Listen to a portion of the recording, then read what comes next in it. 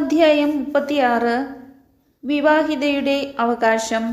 ജോസഫിന്റെ ഗോത്രത്തിൽ മനാസയുടെ മകനായ മാഖീറിന്റെ മകൻ ഗിലെയാദിന്റെ കുടുംബത്തലവന്മാർ മോശെയുടെയും ഇസ്രായേലിലെ ഗോത്രപ്രമാണികളായ ശ്രേഷ്ഠന്മാരുടെയും മുമ്പാകെ വന്ന് പറഞ്ഞു, ഇസ്രായേൽ ജനത്തിന് ദേശം കുറിയിട്ട് അവകാശമായി കൊടുക്കാൻ കർത്താവ് അങ്ങയോട് കൽപ്പിച്ചല്ലോ. ഞങ്ങളുടെ സഹോദരനായ സെലോഫഹാദിന്റെ അവകാശം അവന്റെ പുത്രിമാർക്ക് കൊടുക്കാനും കർത്താവ് അങ്ങയോട് കൽപ്പിച്ചു. എന്നാൽ അവർ ഇസ്രായേലിലെ മറ്റു ഗോത്രങ്ങളിൽപ്പെട്ടവരുമായി വിവാഹിതരായാൽ അവരുടെ ഓഹരി ഞങ്ങളുടെ പിതാക്കന്മാരുടെ അവകാശത്തിൽ നിന്ന് കൈമാറി അവർ ബന്ധപ്പെടുന്ന ഗോത്രത്തിന്റെ അവകാശത്തോട് ചേരും. അങ്ങനെ അത് ഞങ്ങളുടെ അവകാശത്തിൽ നിന്ന് നീക്കം ചെയ്യപ്പെടും.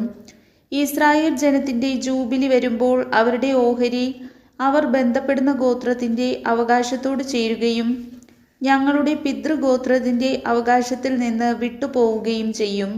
കർത്താവ് സെലോഫഹാദിന്റെ പുത്രിമാരെക്കുറിച്ച് കൽപ്പിക്കുന്നത് ഇതാണ്: തങ്ങൾക്കിഷ്ടമുള്ളവരുമായി അവർക്ക് വിവാഹബന്ധമാകാം, എന്നാൽ അത് തങ്ങളുടെ പിതൃഗോത്രത്തിലെ കുടുംബങ്ങളിൽ നിന്ന് മാത്രമായിരിക്കണം.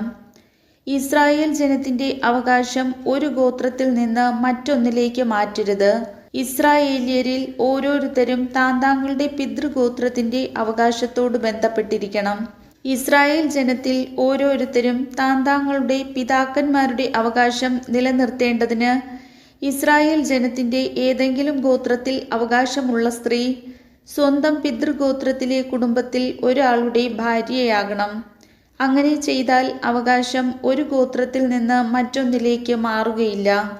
ഇസ്രായേൽ ജനത്തിന്റെ ഗോത്രങ്ങളിൽ ഓരോന്നും സ്വന്തം അവകാശത്തോട് ബന്ധപ്പെട്ടിരിക്കും. സെലോഫഹാദിന്റെ പുത്രിമാർ കർത്താവ് മോശയോട് കൽപ്പിച്ചതുപോലെ ചെയ്തു.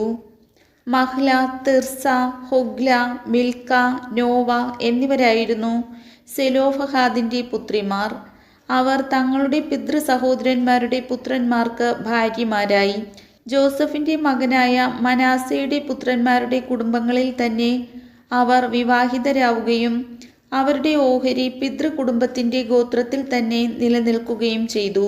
ഇവയാണ് ജെറീക്കോയുടെ എതിർവശത്ത് ജോർദാന് സമീപം മൊവാബ് സമതലത്തിൽ വെച്ച് കർത്താവ് മോശ വഴി ഇസ്രായേൽ ജനത്തിന് നൽകിയ നിയമങ്ങളും ചട്ടങ്ങളും.